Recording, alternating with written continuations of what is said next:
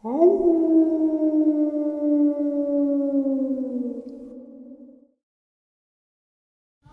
greetings and salutations, everyone, and welcome back to tonight's bonus upload. Before we get into it, a couple links. As you know, I rely on Patreon, PayPal, and the merch to help the channel to continue to grow and go.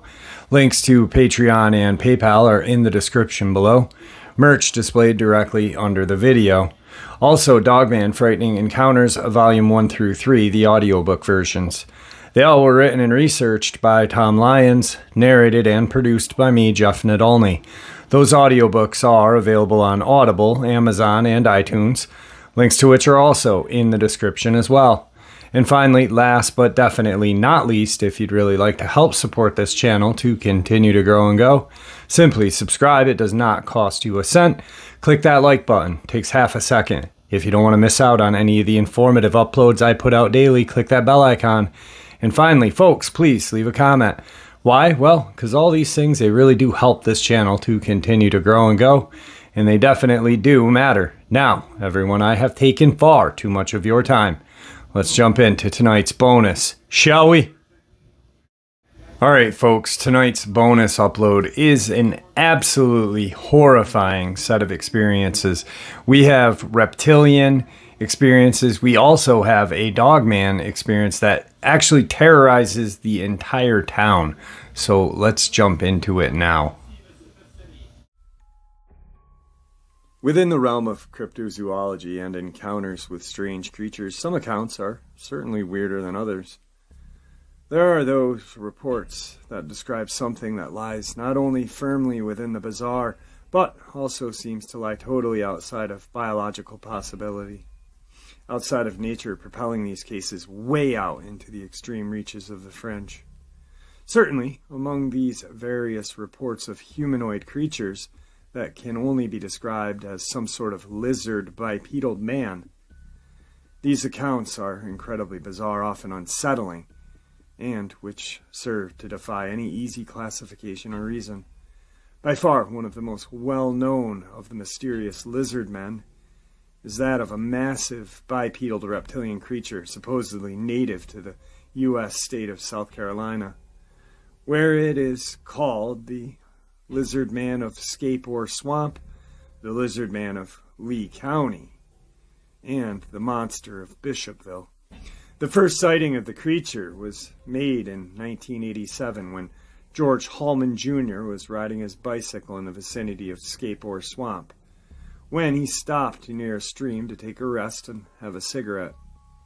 As he sat there, he would claim that what he first thought was a log had suddenly stood up to reveal itself as a huge reptilian humanoid, standing at an impressive 7 to 8 feet in height, with red glowing eyes.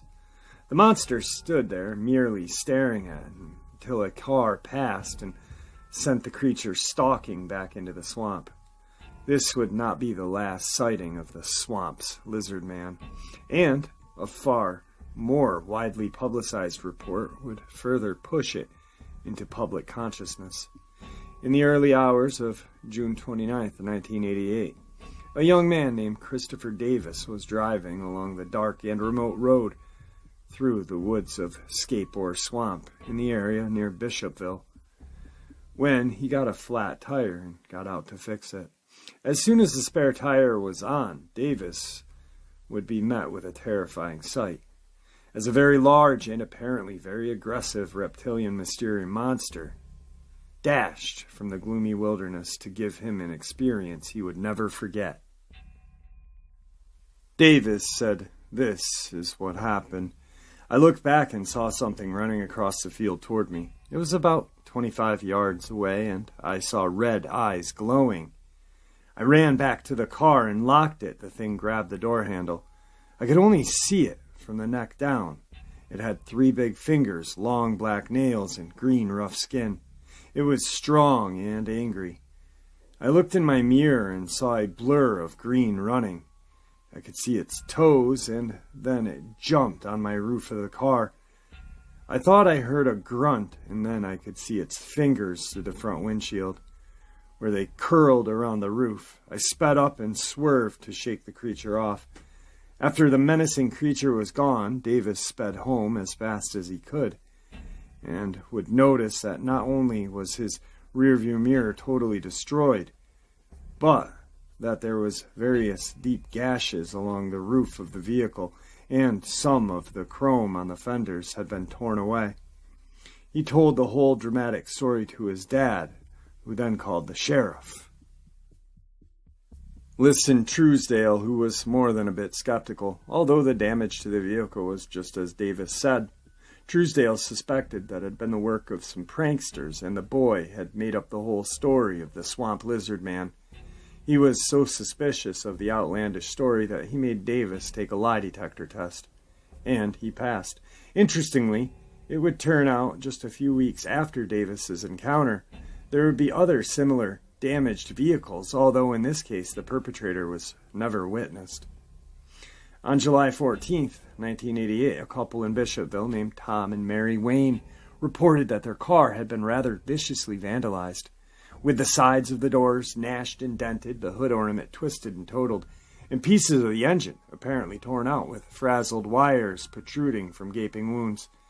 Even stranger was that parts of the car even seemed as if they had been gnawed on or chewed on, as if by a very large and angry wild animal. All around the car were found massive three-toed tracks, which authorities would make plaster casts of and state did not appear to be from any known wildlife in the area. After this, reports of the mysterious lizard man of Scape Ore Swamp would begin to come in at a regular pace, with full 12 sightings made during the summer of '88, as well as numerous reports of something shrieking and howling in the night, and cases of vehicles maimed or damaged by something extremely powerful, all within a 5-kilometer radius of Scape Ore Swamp in the direct vicinity of Bishopville. One of these sightings was made by a teenager named Rodney Nolf and Shane Stokes, who saw it lumber across the road as they were out on a double date, and another was from a construction worker named George Holman, who claimed the lizard man had attacked him as he drew water from a well. At one point, a deputy and state trooper who were investigating one of these reports allegedly find 40-gallon drums smashed and tossed about as if they were toys, as well as uprooted saplings and trees with thick swaths broken off, seemingly by hand. The two authorities would find three-toed footprints measuring 14 by 8 inches, meandering all around the scene. One of the most well-known reports from the summer came from a witness from Shaw Air Force Base named Ken Ore. On August 5th, '88, Ore claimed that he encountered the lizard man on Highway 15 and had actually managed to shoot it. In this case, there was even physical evidence brought forward in the form of an alleged bloody and scales from the wounded beast. When authorities sought to charge him for carrying a pistol without a permit, he retracted his statement. It is unknown just what happened to the supposed physical evidence. This was one of the accounts that encouraged radio station WCOS to offer a reward of $1 million to anyone who could bring the beast in alive or dead, which brought in all manner of monster hunters traipsing about the area and loaded with weapons. Although the sightings dropped off somewhere after the summer of '88, they did not stop altogether, and there have been sporadic sightings of the creature ever since. In the '90s, there were a report by Robert Cooper of the Army Corps of Engineers, who claimed to have seen the creature that looked half man, half dinosaur running alongside the road. In 2004, a girl claimed that a huge lizard-like humanoid had leapt from the river to try to grab her. The following year, in 2005, there was an account of a woman in Newberry, South Carolina, who reportedly saw two of the creatures with glowing red eyes outside of her rural home. Most recently, in 2008, in Bishopville, a couple, Bob and Dixie Rawson, claimed that their minivan had been mauled by some sort of animal, leaving huge gnashes and heavy damage to the sides and grill, and that there had been found a dead cow and coyote in a nearby field. What is the lizard man of Scape Ore Swamp? And If it ever was real, is it still out there? No one knows. While the swamp might be a perfect place one might imagine a lizard man to appear, there have been many other reports that don't exactly seem to be quite as inviting for such creatures. One such account originates from none other than the Sonoran Desert of Arizona in the United States, where February of 2014, 3 mountain bicyclists were making their way along a challenging 17-mile Old Pueblo race course just east of Tucson. The course is apparently a grueling one with dry, withered moonscape of land to traverse, and packing water and food is a necessity if one wants to make it through alive. At around the halfway point, they came across something perhaps none of them had ever expected to see out in these sun-blasted Badlands. And one of the witnesses would say that this encounter, we had been riding for about, 9 hours, taking breaks now and then. Then Michael says he needs to stop for a minute. We're waiting for him to finish when all of a sudden we see this lone figure walking across the trail. It's maybe 6 feet tall, very, very skinny, with an awkward gait like a monkey, or a man with a disease, almost robotic. Then all I remember about Michael is him saying, "What the hell is that?" or something like that. But he sounded far away. He probably used a different word instead of hell. Thing is, we had somehow walked a little toward the thing. Don't ask me why. Maybe to look at it better, not knowing what it was. The creature stopped, and it made eye contact with me, and I could see it nearby. The eyes were kind of like a snake, but black with yellow stripe in the middle. It had green and red scales on its face and head. The red color was kind of like the same as the desert sand, and it looked like it had a sandy texture as well. It didn't have a nose, only 2 holes. I couldn't see any ears or hair. A red mouth that looked like it had blood around it, but it didn't look like it was bleeding. It looked like a pattern. It reminded me of a chameleon, but it looked like a person as well. The odd creature then stood up to its full height and apparently raised its long arms to gesture at them, all the while making an unearthly chattering sound before scampering off like a lizard trying to hide. The unsettled men excitedly talked about what to do. They decided to just keep going and finish the course. However, the strange encounter did not leave them, and none would forget it. One of the witnesses would later say, "When you read these stories online or watch them on TV, well, you think, man, these people are crazy, on meds or something like that, in need of attention, who knows, but this has made me a believer. There has to be more of them out there. If there's one, there's got to be at least 2, right? I know most people won't believe a word I say. That's the way I used to be. I don't blame them at all. But they are out there. Now, I'm not saying it's an alien or a chupacabra or anything like that. All I'm saying is I have never seen anything like it in my life. I'm no biologist, so what do I know? There have been even earlier reports of such creatures in the desert of Nevada, such as one given by Cherry Hinkle on Henderson, Nevada in 1977. She claims that her 13-year-old son had gone out to explore the Black Mountains, which is littered with all manner of abandoned mines and caves. They would then hike out across the desert landscape and climb the foothills of the mountain until they found a cave they felt like peeking into. The narrow entrance forced them to crawl in on their stomachs using their pocket flashlights to chase back the darkness, and they eventually came to a circular room about 9 feet across. There they found a pit in the ground in which led some branches haphazardly formed a crude ladder. As they explored the room, they heard what sounded like voices and a far-off humming of some sort of machinery. Looking around further, they apparently came across a rusty metal door deeper in an adjacent tunnel, with a rod of some sort lying nearby, which seemed to be made of some kind of aluminum-like material, and engravings on the side. As they examined the rod and the strange doorway, they heard some sort of guttural voice approach and decided to hurry to the entrance from which they had come.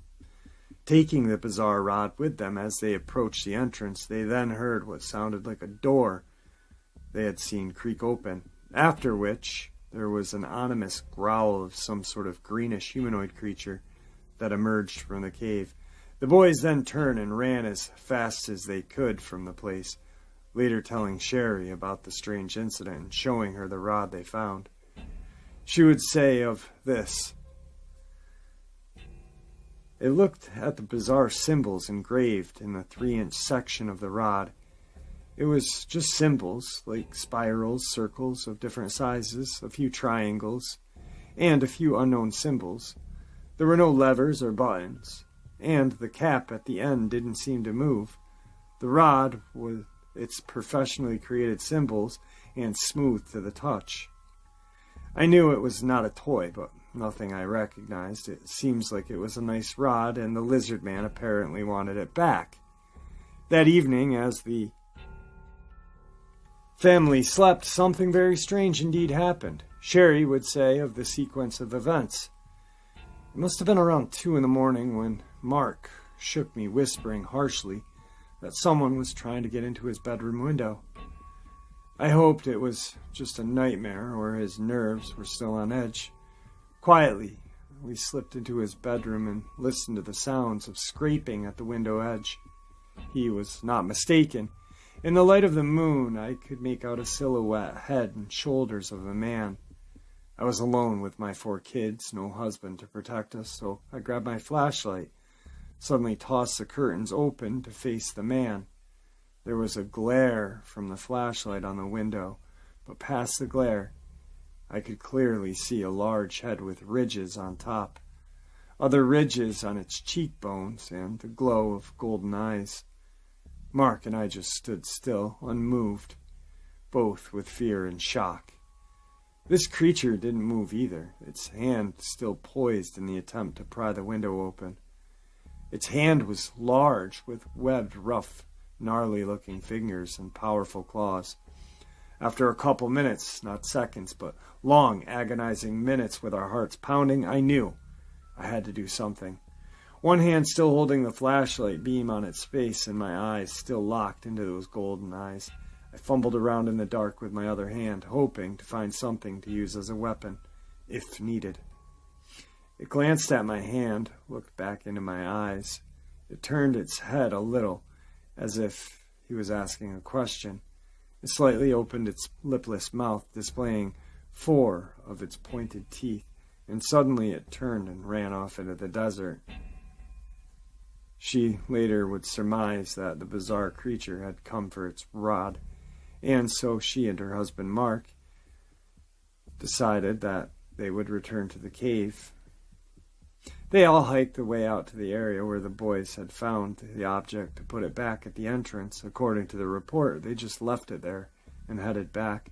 There was no further mention of what happened after that, or if the irate lizard man came for them again or not. Were these creatures aliens, interdimensional beings, or a product of the imagination? It's hard to say. Other reports are hard to really categorize as any particular phenomenon, and one that certainly seems to evade any simple explanation is an account from Northern California in 2014. The anonymous witness claimed that she was sitting with her dog on the doorstep of her home in California when she apparently saw a man walking up the sidewalk at approximately 3 a.m. while smoking a cigarette. The stranger reportedly passed by to give the witness a nod before continuing along his way, walking around the corner and disappearing. A week later, the same man allegedly showed up one evening at the same time again, and this time they would exchange some words. She would say of a weird encounter, I saw him around 3 a.m. again. He smiled and said very softly, meekly, hello, bowed his head. I returned the greeting. It was small, rural farming town. No one was out, and I could hear his hard soles make a clatter. In the still of the night, the odd stranger would come by yet again exactly a week after this, at the same time early in the morning, and she explained that this time she could see that rather man, he was sort of reptilian, with empty eye sockets and a slit for a mouth. The startled witness said, "I slept with the double front doors open in my studio-type home for ventilation. At 3 a.m, I heard the man walking by. He had a reptilian face. He was wearing a hooded jacket. We both stared at each other for about 10 seconds. He had a brow ridge. The scales looked like those of a snake, and had a bluish color to it. I felt it was the same man, but was seeing a reptilian being. The man then walked away and was reported wearing the same clattered shoes he had previously worn. Who was this apparent shape-shifting reptile humanoid? Was the woman just making this all up? It's a weird case, to be sure. There have been other reports from places other than the United States, and one of the stranger of these happened in 2015, Sun Dong Cave of Vietnam, which is a vast cave system that has been talked about numerous times, and which actually has produced a fair number of reports of creatures. Some photos have been taken by a visitor who described a devil-like creature, which appeared to be reptilian humanoid. From Romania, there is an account of a retired military general named Emil Sternu, who speaks of an odd account of a reptilian humanoid experience by a close friend of his near the Carpathian Mountains. The friend had apparently been traveling back from vacation through the area when he pulled over to fill his tank up with gas. There, at the gas station, he saw a brown Humvee with the engine running, which he thought was odd since it was very early in the morning and no one else had been on the road. As the witness paid for its gas, he headed back to his own vehicle. He noticed the front door of the Hummer was wide open, and that within it sat a reptilian being wearing nothing but a pair of military boots. The frightened witness rushed to his car and looked back to see the creature glaring at him. After which he had gotten into the car and drove off as fast as he could. It must be mentioned that General Stranu was frequently come forward with odd reports of out-of-place archaeology discoveries and other anomalies, which he said were being covered up. He's also the director of Special Situation and Research Center on UFOs, the founder Association of Study of Unidentified Aerospace Phenomenon, and the author of several books on unexplained phenomenon. So one wonders, what is going on there? Today's second part of the upload, I've got a Dogman encounter that I'd like to share. My name is Brandon. I live in a neighborhood called Kellogg Creek. About 4 or 5 months ago, me and my friend Justin were messing around with some fireworks down by the creek. It started getting dark fast. I thought I heard some bushes move, so I looked around. I could have sworn I saw a pair of reflective eyes. I didn't think much of it, so I just kept talking to Justin. Now, I think the light from Justin's cell phone was causing the thing's eyes to reflect like a dog's. Justin started freaking out because he heard something also. All of a sudden, I'm standing there, and Justin comes running from behind me, screaming, "Run! Just run, now!" I ran. I didn't quite know why we were running at first, but as we were almost out of the woods, I heard something chasing us. Turns out Justin had heard something growl, a low-pitched territorial growl. He had also seen something stand up. It was tall, muscular, slender, and hairy. It apparently followed us up to my house as well because my dog started going postal at something in the backyard. That was my first encounter with the beast, as I've come to call it. The second encounter was not in the woods, but nearby the same place. We were walking down the road and we heard some noises in the woods. We stopped and got a little scared, so we started to walk back up and then jogged, then sprinted.